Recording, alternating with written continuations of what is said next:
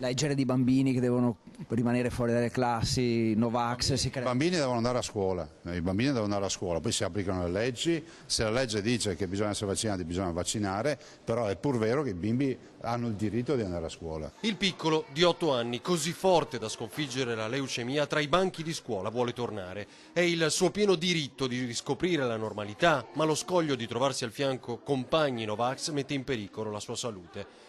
Il caso esploso dopo il racconto della pediatra trevigiana spinge a una soluzione immediata. È la stessa legge a prevedere la tutela dei bimbi immunodepressi. Quindi Andrea non dovrebbe finire nella classe prevista, che ha 5 alunni non vaccinati, e tantomeno nell'altra sezione, che ne ha 3. L'obbligo vaccinale in Italia c'è sempre stato, tranne che in Veneto. Quindi anche questa suggestione, la Lorenzin ha introdotto l'obbligo vaccinale, no, ha introdotto la coercizione e le multe, l'obbligo c'era anche prima. Però io dico, se con l'obbligo vaccinale, tranne in Regione Veneto, vedi che le performance vaccinali non ci sono, forse ti devi porre il problema che il problema non è quello di spingere ancora di più, ma di dialogare. E potrebbe essere proprio questa la soluzione, parlare con le famiglie, come dice il governatore. Per ora il bimbo che ha sconfitto la leucemia sarà seguito da una maestra a casa. Poi si sceglierà per lui la soluzione migliore, fa sapere il provveditore.